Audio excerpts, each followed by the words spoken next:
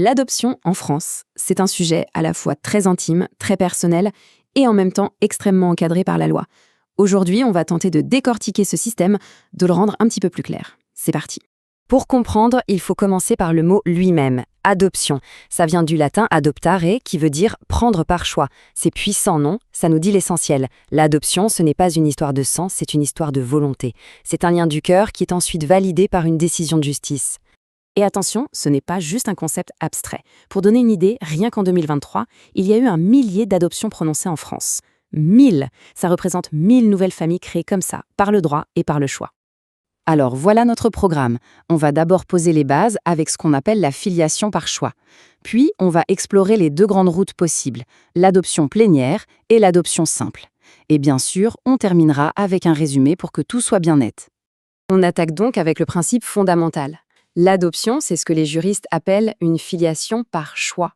En clair, ça signifie que le lien de parenté est entièrement créé par la loi, sans aucun lien biologique à l'origine. Évidemment, un processus comme celui-ci est très encadré, principalement par le Code civil. D'ailleurs, il faut savoir qu'une grande réforme est entrée en vigueur tout récemment, en 2023, pour moderniser un peu les règles. On parle donc d'un droit qui est en pleine évolution. Et c'est ici qu'on arrive vraiment au cœur du sujet. Le droit français ne propose pas une, mais bien 2 manières d'adopter. Et ce sont 2 chemins aux philosophies et aux conséquences radicalement différentes. Pour bien visualiser la différence, on peut imaginer un arbre généalogique. L'adoption plénière, c'est un peu comme si on déracinait l'arbre pour le replanter dans un tout nouveau jardin. C'est un nouveau départ. L'adoption simple, elle, est différente. On ne touche pas au tronc d'origine, on vient simplement y greffer une nouvelle branche.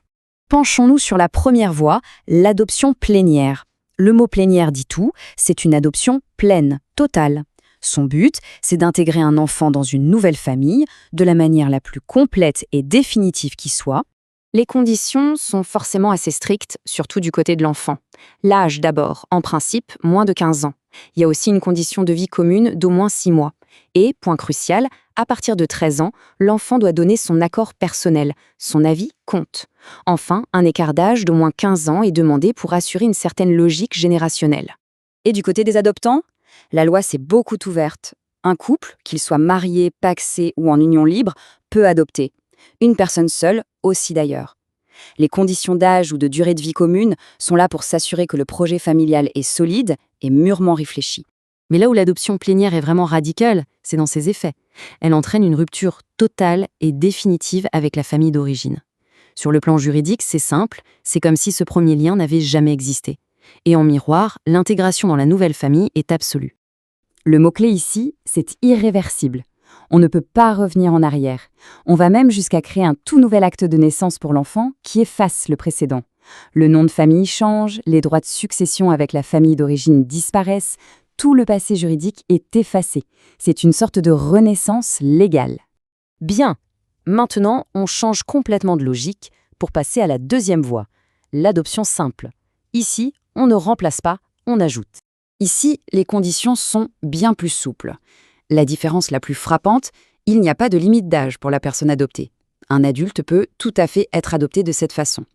C'est d'ailleurs pour ça qu'on retrouve souvent ce type d'adoption pour officialiser des liens très forts dans des familles recomposées, ou parfois pour organiser une transmission de patrimoine. Le mécanisme central de l'adoption simple, c'est donc la superposition. Les liens familiaux s'additionnent. L'adopté conserve tous ses liens juridiques et tous ses droits avec sa famille d'origine. Il reste leur héritier, par exemple. Le nouveau lien ne se substitue pas, il vient s'ajouter. Concrètement, qu'est-ce que ça donne? Eh bien, le nom de l'adoptant est généralement ajouté à celui de l'adopté. L'adopté se retrouve donc avec une double possibilité d'héritage, de sa famille d'origine et de sa famille adoptive.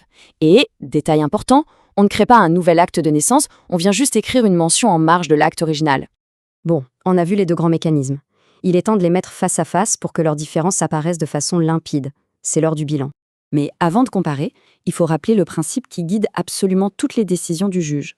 Qu'on parle d'adoption plénière ou simple, la seule et unique boussole, c'est l'intérêt de l'enfant.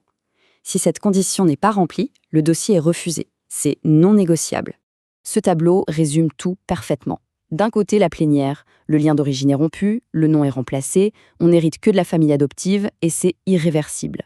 De l'autre, la simple. Le lien d'origine est maintenu, le nom est ajouté, on peut hériter des deux familles et elle peut être révoquée pour des raisons très graves.